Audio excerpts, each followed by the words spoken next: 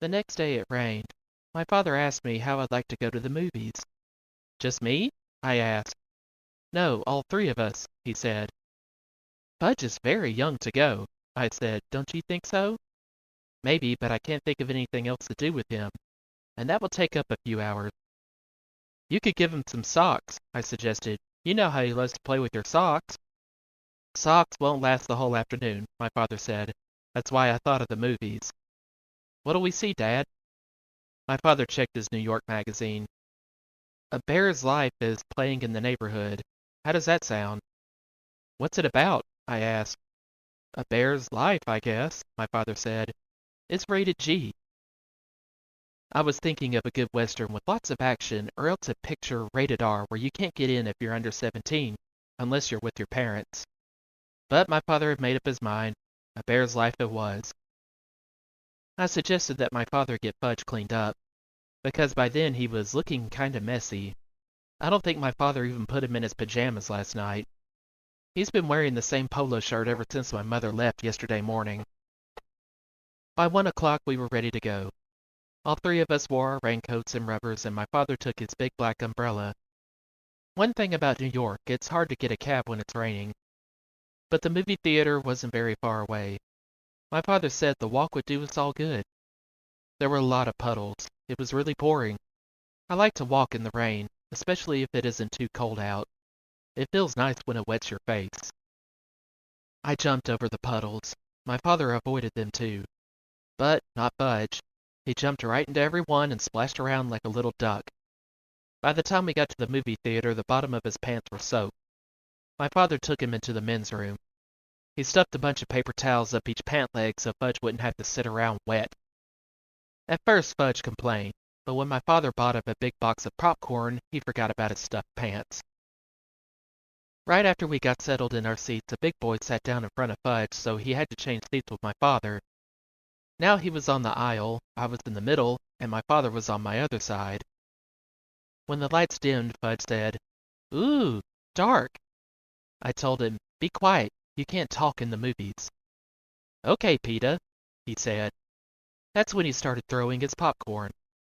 At first I didn't notice, but I wondered why the people in front of us were turning around every second.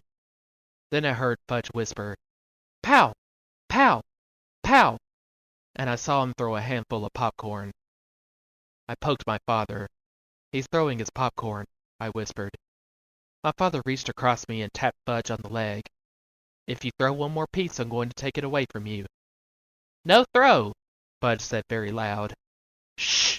the people in front of us said. "Shh!" Fudge said back to them. "You see," I told my father, "he's too young for the movies. He doesn't understand." But from the moment the first bear came on the screen, Fudge sat still and watched. And after a while I forgot all about him and concentrated on the movie. It was much better than I thought it would be. It showed all these bear cubs and how they live. I'm not sure when I realized Fudge was gone. I guess it was when I turned to ask him if he had any popcorn left. I had already finished mine and was still hungry.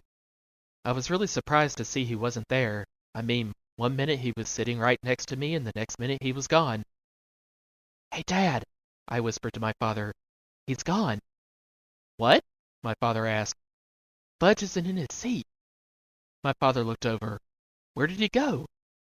"I don't know. I just noticed he was gone." "Let me out, Peter. I'll find him." "Should I come too?" I asked. "No, you can sit here and watch the rest of the picture. He's probably wandering around by the candy counter." I stood up to let my father out. I wonder what my mother would think if she knew Fudge was lost in the movies. A few minutes later the picture stopped, right in the middle of a scene. The soundtrack trailed off like a broken record. All the lights came on. The audience let out a groan. Some kids called, "Boo! Boo!" Then my father and two ushers and a man in suit came over to me.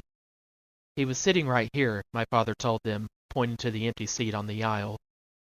"Well," the man in the suit said, "we checked the restrooms in the office. He's not behind the candy counter. We'll have to search the theater."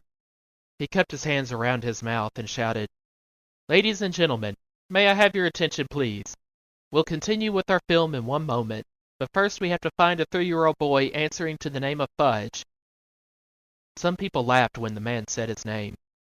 I guess Fudge does sound funny if you're not used to it, I thought. Maybe he's been kidnapped. Would my mother be mad? That crazy kid, you can't even take him to the movies. Then I thought, who'd want to kidnap him anyway? What should I do, Dad? I said. Why don't you walk up and down this aisle and call him, Peter? Okay, I said. Here, Fudge, I called, starting down my aisle.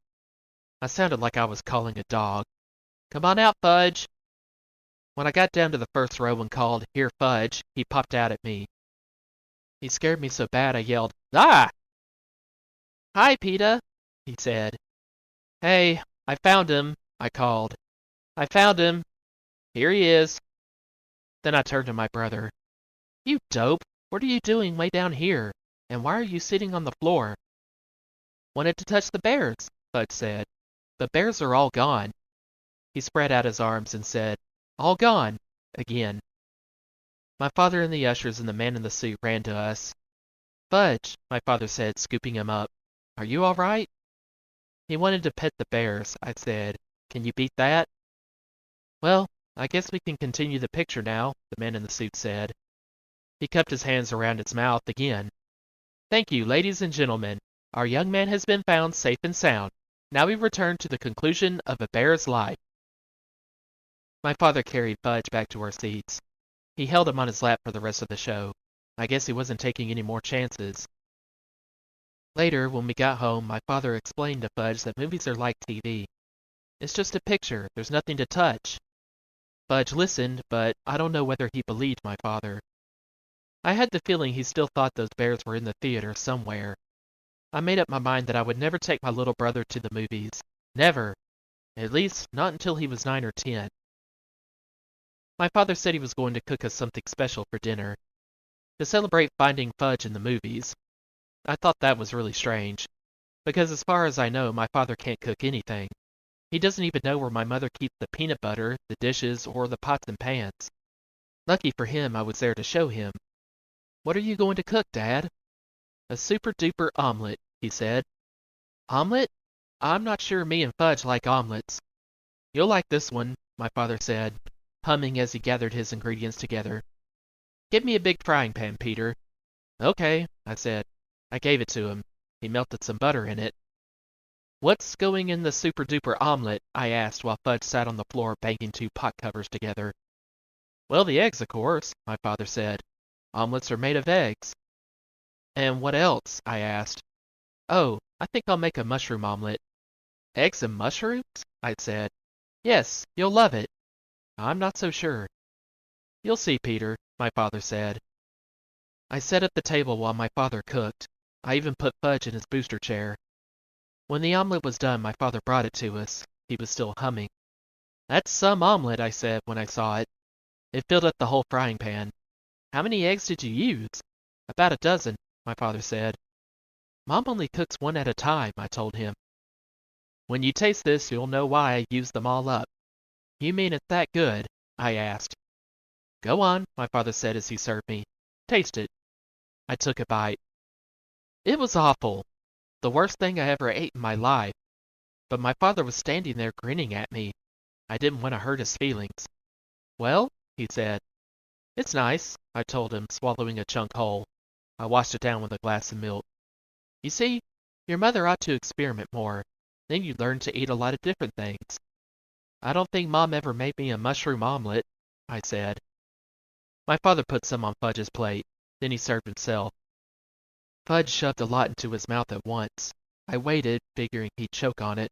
Instead he said, Oh, good. My father beamed. Fudge wasn't smart enough to fool my father, so he must have really liked it. But a kid that can eat flowers and swallow teeth wouldn't know much about omelets anyway. Then my father sat down and tasted his super-duper concoction. He not only choked on it, he spit it out. Oh no, he said. This is awful. Something went wrong. Maybe the eggs are rotten. Mom just bought them on Thursday, I said. Maybe it's the mushrooms in, my father said. Maybe it's how you cooked it, I suggested. My father jumped up from the table and threw the mushroom omelet into the garbage. Fudge started to cry. What more? More! No, my father told him. It wasn't any good. Fudge screamed, "Eat it or wear it! Eat it or wear it!" He flung his spoon across the room. It hit my mother's favorite plant. The dirt spilled all over the kitchen floor. "Now you stop that," my father yelled at Fudge. "I'm going to make us nice peanut butter sandwiches. Then you're going to have a bath. Your mommy's coming home tomorrow, and we're going to show her how well Daddy managed all by himself. Peter, where does your mother hide the peanut butter?" After supper, my father bathed Fudge. The only thing he decided not to do were the dishes. He stacked them in the sink and left them for my mother. On Sunday afternoon, we drove out to the airport to meet my mother's plane. On the way there, my father said, "Wouldn't it be fun if we kept all the things we did over the weekend a secret, just between the three of us?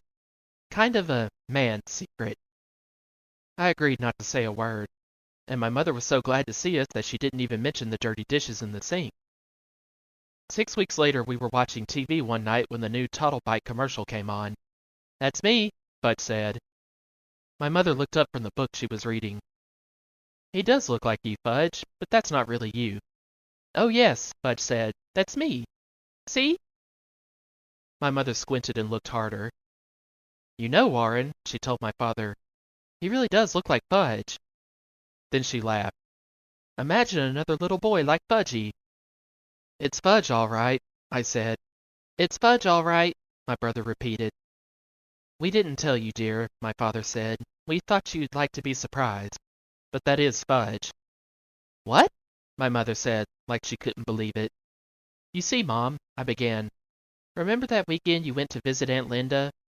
Then I stopped and thought about all the things my mother didn't know, like the puddles Fudge splashed in, and the paper towels up his pants, and how he wanted to touch the bears, and the mushroom omelet, and Mr. Vincent and his big cigar, and Janet and her goldfish crackers. And I looked at my father and I started to laugh. So did he.